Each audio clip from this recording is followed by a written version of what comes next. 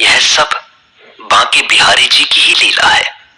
उसने कुटिया में जाकर देखा तो वहां प्रसाद के कण और जल आदि भी पड़े थे।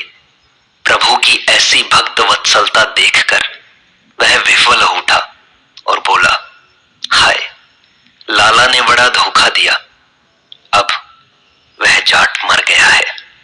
इस तरह की अनेकों घटनाएं मेरे जीवन में हुई हैं, जिनसे भगवान के होने का प्रमाण मिलता है, उनकी वत्सलता का प्रमाण मिलता है। महाराज जी, सगुण उपासना सुगम है या निर्गुण? दोनों ही प्रकार की उपासनाएं कठिन है। महाराज जी, गीता में तो निर्गुण उपासना को कठिन कहा है। वह देहाभिमानियों के लिए कठिन है। महाराज जी, सृष्टि की उत्पत्ति साकार से हुई या निराकार से? किसी भी वस्तु की उत्पत्ति जिससे होती है वह उससे भिन्न हुआ करती है।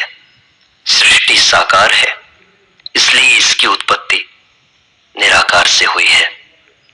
तो निराकार से साकार की उत्पत्ति कैसे हो सकती है? जैसे अंतःकरण निराकार है और उसी से स्वप्न में साकार पदार्थ उत्पन्न हो जाते हैं, उसी प्रकार निराकार भगवान से साकार जगत की उत्पत्ति होती है। महाराज जी, भगवान निराकार से साकार क्यों होते हैं? भक्तों पर कृपा करने के लिए। भक्त जिस रूप से उनके दर्शन करने की इच्छा करते हैं, उसी से साकार मूर्ति होकर भगवान उन्हें दर्शन देते हैं।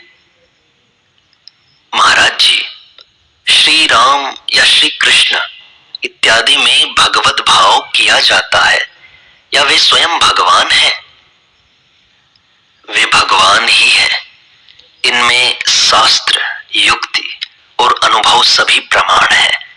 जो वस्तु प्रत्यक्ष होती है वह भाव नहीं हो सकती। तो महाराज जी, यदि भगवान अर्चा विग्रह आदि रूपों में प्रत्यक्ष हैं, तो उनकी प्राप्ति के लिए साधन क्यों किया जाता है? भजन साधन तो अनुराग के लिए किया जाता है। भगवान तो प्रत्यक्ष ही है, किंतु उनमें अनुराग होना सहज नहीं है, इसलिए उसी के लिए प्रयत्न किया जाता है। संसार बंधन से छुड़ाने वाली वस्तु अनुराग ही है। संसार का कारण अहमता और ममता है। इनका नाश भगवद अनुराग से ही हो सकता है। देखो, यह देखा जाता है कि कोई कोई लोग हमसे प्रसाद पाते हैं तो उसे स्वयं न खाकर अपने बच्चों के लिए ले जाते हैं। यद्यपि उन्हें स्वयं प्रसाद खाना अप्रिय नहीं है, तो भी बालक में विशेष अनुराग होने के कारण वे स्वयं न खाकर उसके लिए ले जाते हैं।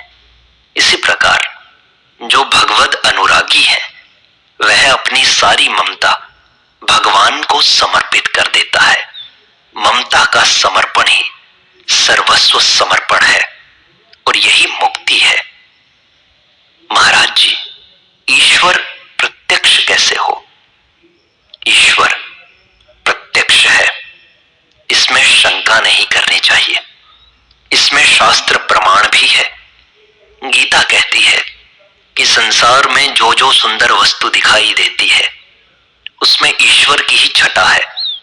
यद यद विभूति मत सत्वम श्रीमद ऊर्जितम एव वा तत्तदेवावगच्छ त्वम मम तेजोंश संभवम। प्रत्येक वस्तु में जो भी आकर्षण करने वाला तत्व है वही ईश्वर है। वस्तु में जो सौंदर्य है वही ईश्वर है। लोग शुद्ध सौंदर्य को ग्रहण नहीं करते, वे उसे किसी वस्तु या क्रिया के साथ मिलाकर देखते हैं। इसलिए उनका वस्तुओं के प्रति राग द्वेष होता है। यदि शुद्ध सौंदर्य को ग्रहण किया जाए तो राग द्वेष हो ही नहीं सकते, किंतु उसे संसारी पुरुष ग्रहण नहीं कर सकते। वह तो सच्चे प्रेमियों की ही पकड़ में आता है। महाराज जी, वेदांत ग्रंथों में आता कि उपासक प्रतिमा में विष्णु आदि का तथा नाम में भगवत बुद्धि का आरोप करता है, किंतु उपासक तो ऐसा नहीं समझता। फिर यह कथन किसकी दृष्टि से है?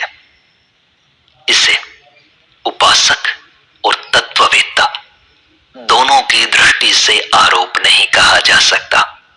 यह कथन केवल जिज्ञासु की दृष्टि से है, जो जड़ और चेतन दोनों की सत्ता स्वीकार कर उनका विवेक करता है।